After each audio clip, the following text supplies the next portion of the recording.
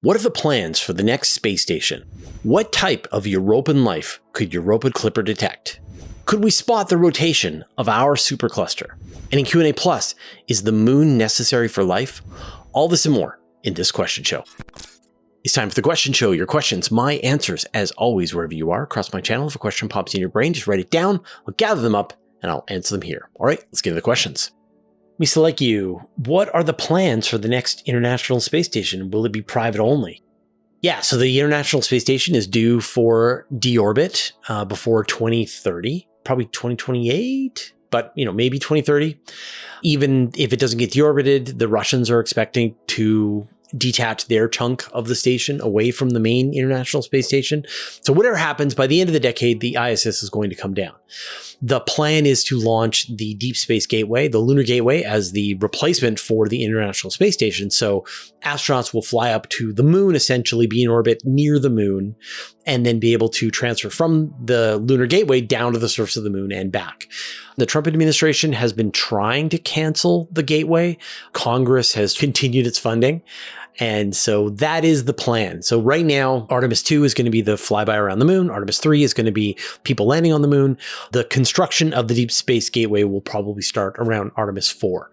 So probably nearing the end of the decade, 28, 30, we should see the first module of the Deep Space Gateway become operational. But the United States will have no working space station in low Earth orbit. So the only one is going to be the Chinese space station. That said, there are a bunch of private companies. The one that seems furthest along is a company called VAST. And they've got a really cool design. They've got this sort of modular design where they can just kind of add more modules and grow the space station kind of indefinitely, just sort of like this big disk that just gets bigger and bigger with more modules. So hopefully we'll see the VAST station launch before the International Space Station comes down. But right now, I always say that private space exploration is a very expensive business and there's not a lot of return on investment. And so any company that goes into this could lose everything. It could go bankrupt. And so really, launching a large space station requires the resources of a country or a collaboration, an international collaboration of countries. When are 777able? What type of proliferation of life would need to be present on Europa for the Europa Clipper to make a positive confirmation of discovery? So the Europa Clipper isn't designed specifically to detect the presence of life on Europa.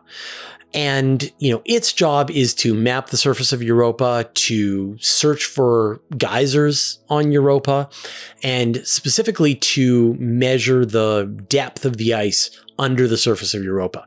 Try and find pockets of water deep down. When does the ice end? If there is a subsurface ocean, when does that ocean begin?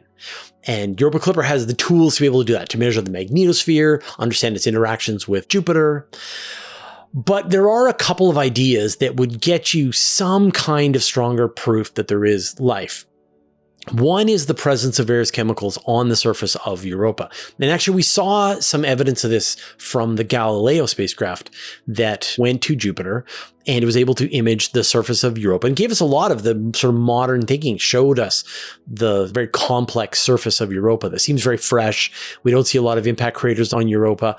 And recently, astronomers detected the presence of various chemicals on the surface of Europa that could go hand in hand with life, organic molecules.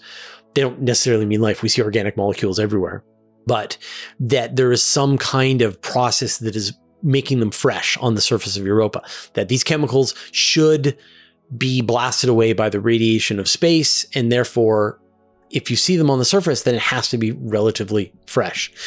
The even better thing would be if Europa has geysers in the same way that Enceladus has geysers. Now, there's no evidence of this that we know of today. There's hints of geysers on Europa, but nobody has actually seen them. But if there are geysers on Europa, then we would probably see Europa Clipper doing the same thing that Cassini did with Enceladus, which is that it would fly through the plumes.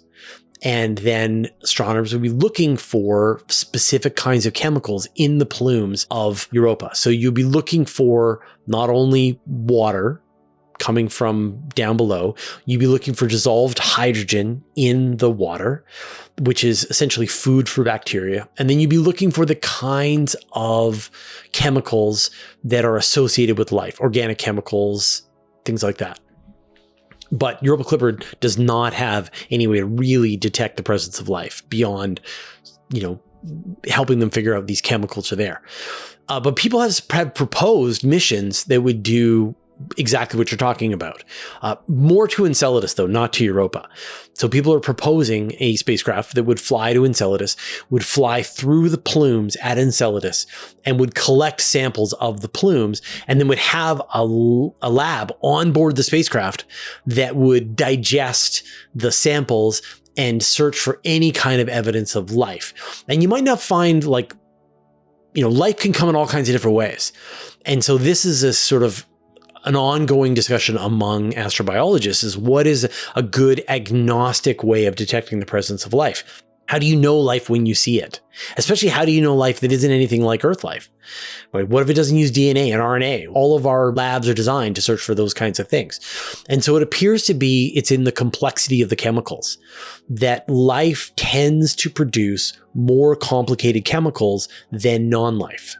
And so if you flew through the plumes at Enceladus with your spacecraft, you then sort of examined all the chemicals that were found in this. If you seem to have a lot of complicated chemicals, that is a good indication that life is producing this, as opposed to, volcanoes or geothermal vents under the surface on Enceladus. So we're still a long way. And really, to get to Enceladus, to actually see if there's life on Europa, you want to go under the ice. And that's going to require sinking down through the ice, melting through 10 kilometers plus of ice down into the ocean underneath. And then you swim around inside that and look for the Europan space whales. Dougal, if the entire supercluster of galaxies that we are a participant of was rotating and we were rotating with it, is there a way that we could tell there's a rotation? Yeah, absolutely. Astronomers can tell the sort of independent movement of the Milky Way in the cosmos. The way you do that is you measure our movement compared to the cosmic microwave background radiation. We are moving at about 550 kilometers per second with respect to just the cosmic microwave background radiation. And you can also measure the rotation of the various things that we are a part of. We are part of the Virgo supercluster. We're part of the local group. We're part of the Virgo supercluster. We're part of the Laniakea supercluster. And these things are rotating. But it's really important to understand that while these things might be rotating, and they're going to take hundreds of millions, billions of years to fully rotate, that the expansion of the universe is tearing them apart.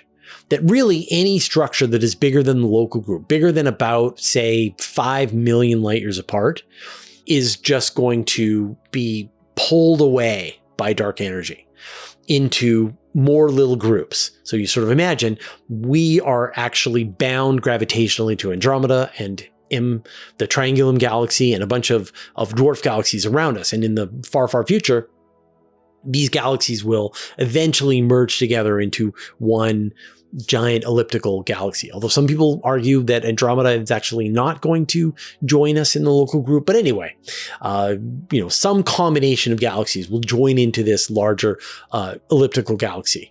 And then the galaxies that are about more than 5 million light years away from us, they are just moving too quickly and they're going to be accelerated by dark energy and they will go away from us. So at a certain point, it no longer makes sense to say things are part of an object.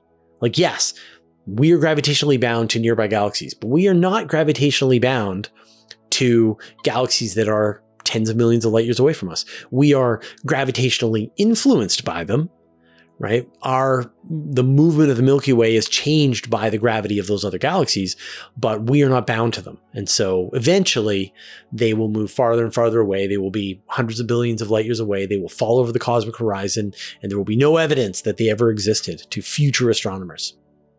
It's time to shout out all the new $5 patrons and above: Universe Evo, Shobhana, Robert Millis, Rudy Hardy, Dawn, Jules Verne, Stephen Butcher, Michelle Connor, Chris Pirtle, and Zonk13. Join the club at patreon.com/universe today.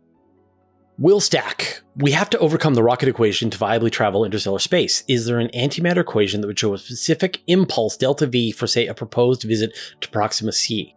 The stars are really far away, and we want to be able to travel to another star system in a human lifetime if possible. In fact, we want to travel really quickly. I'm rewatching Stargate right now, and you want to just walk through the gate and come out on the other side on this other planet. That would be ideal, but warp drives would be fine. The hyperdrive in Star Wars, also fine. But right now, this incredible distance, all we have are chemical rockets. This sucks. Our current chemical propulsion systems can carry us to other stars. The Voyagers are on an escape trajectory out of the solar system. It'll just take them about 50,000 years to reach the nearest star system, say Proxima Centauri. And when engineers have looked at all of the options that we have available to us as ways of propulsion, you look at ion engines, not fast enough. You look at even fusion rockets, fission rockets, not fast enough.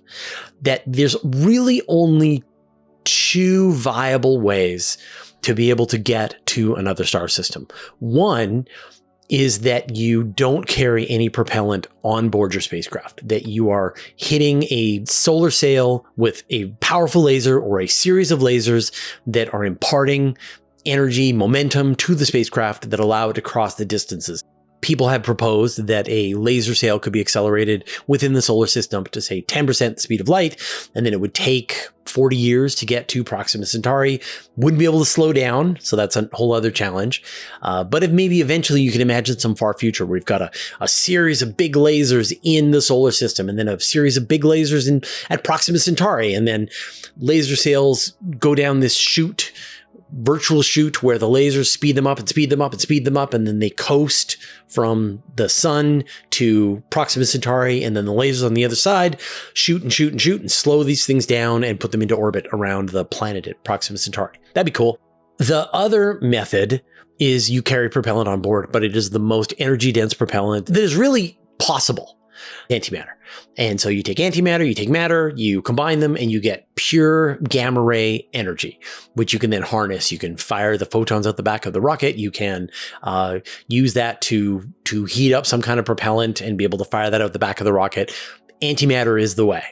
But antimatter is incredibly expensive. So last time I looked, it was like $65 trillion per gram for antimatter. And you would need a few kilograms to get to rapid velocities, more. So we just don't have the antimatter production on Earth to be able to handle it. Could it work? Yeah, absolutely.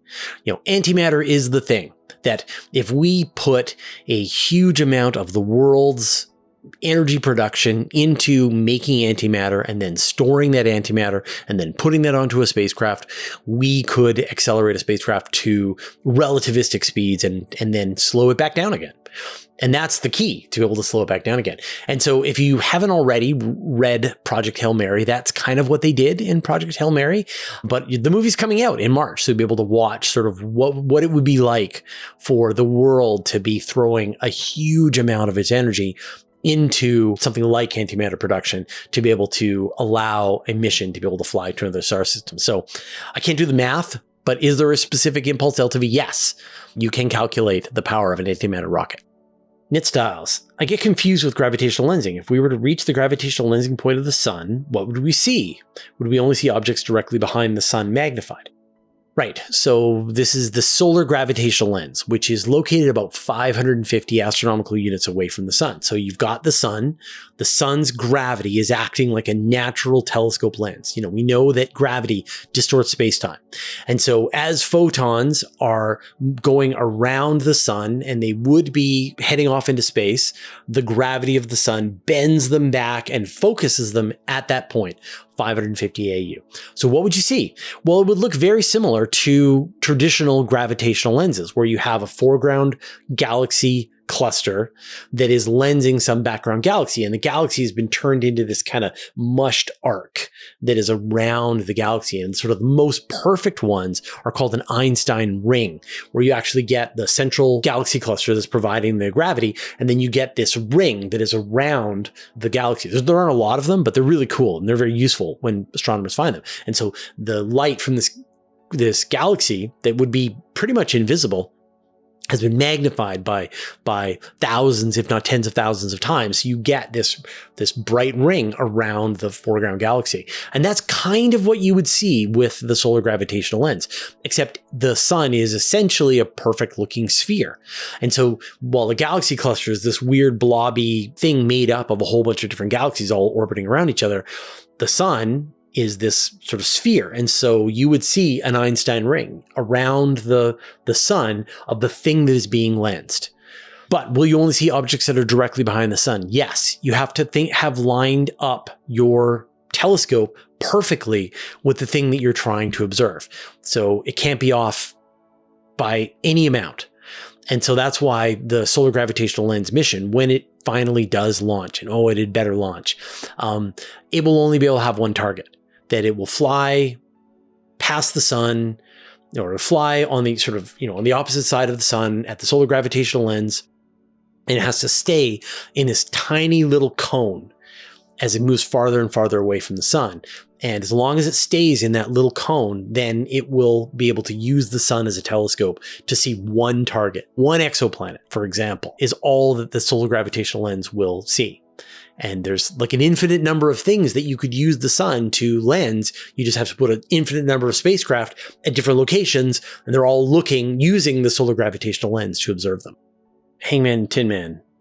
Even at the heat death of the universe, would systems like Jupiter and its moon Io still exist, and their gravity interactions still generate heat? So eventually, like when you think about the heat that's being generated on Io, it's a gravitational interaction between Jupiter and Io and the other Europan moons. And so over time, like vast periods of time, all of the orbital differences between all of the moons around Jupiter will eventually even out. That they will end up in a way that they're no longer causing these resonances with each other. They will no longer cause these perturbations that is leading to the tidal flexing that's happening with Io. Even that will settle down over vast periods of time. And then in addition, the gravitational interactions will peel away the moons from Jupiter one at a time. Interactions with Saturn, their orbits will get farther, their interactions will get more complicated, moons will be peeled away, and eventually even Jupiter will no longer have moons, and the sun will have no planets. Like I think it's like 5 trillion years, all of the planets will be stripped away from the white dwarf that was once the sun, just through interactions with the Milky Way. And that over hundreds of trillions of years, all of the stars in the galaxy will be stripped away. So just nothing can hold over long periods of time. Did you know that you can watch the same video with no ads and get a bonus question over on Patreon completely for free? We call that Q&A Plus. This week's bonus question is the moon necessary for life? And I'll put a link in the show notes. All right, those are all the questions that we had this episode. Thank you everyone who put your questions into the YouTube comments.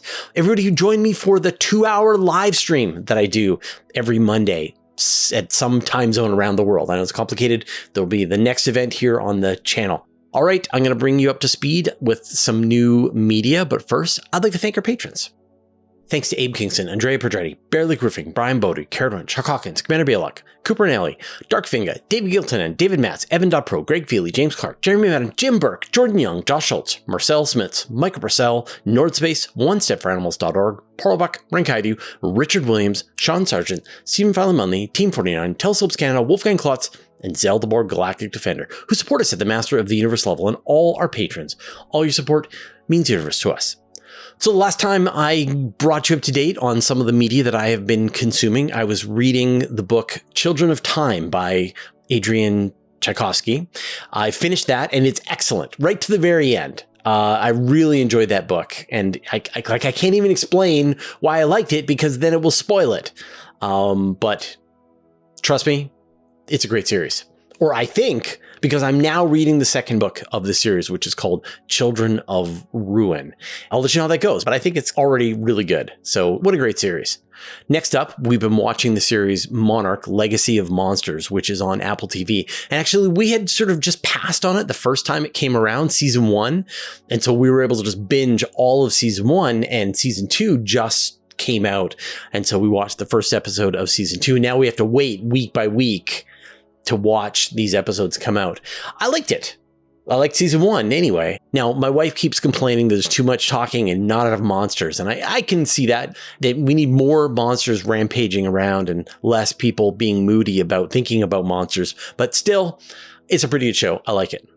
And to be honest, I'm kind of into this new Godzilla cinematic universe, this sort of reboot of the MonsterVerse.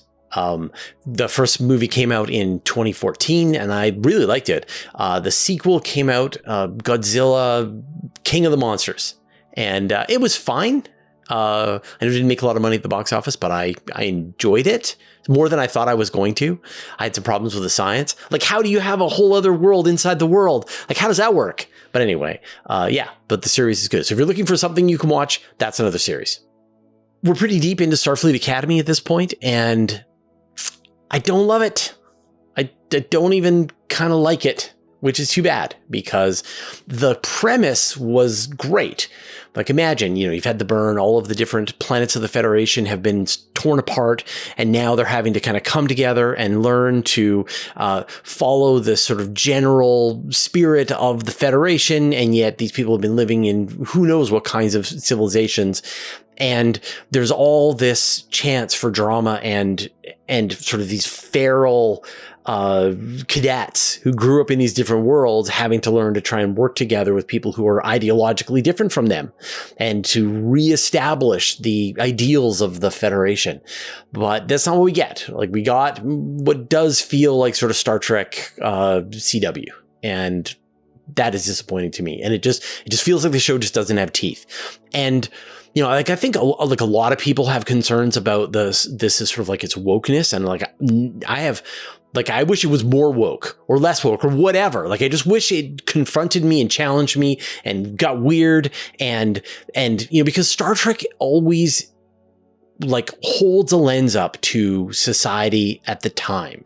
And because a lot of the conversations that we need to have are too uncomfortable and we've gone into our own silos, we're not having these conversations, science fiction is a way that we can be presented with these ideas, except that people have, funny makeup. And so you don't sort of see it. It's sort of like more palatable for you to then consider these ideas. And I think Star Trek could be taking on in a lot of the most challenging issues that are confronting humanity right now and dealing with it in a way that shows paths forward, the Federation way. And that's how Deep Space Nine worked. And that's how, a little bit the original show worked. And so it would be great if Star Trek Academy did that, but they're not doing that. I mean, like, obviously I'm contractually obligated to watch everything Star Trek ever made. We all are, but still, I wish I liked it more. Finally, a new Path of Exile League starts on Friday. And so I couldn't be more excited. It looks just like it's going to be a banger. And so if I just fall off the face of the earth, that is why. All right. We'll see you next time.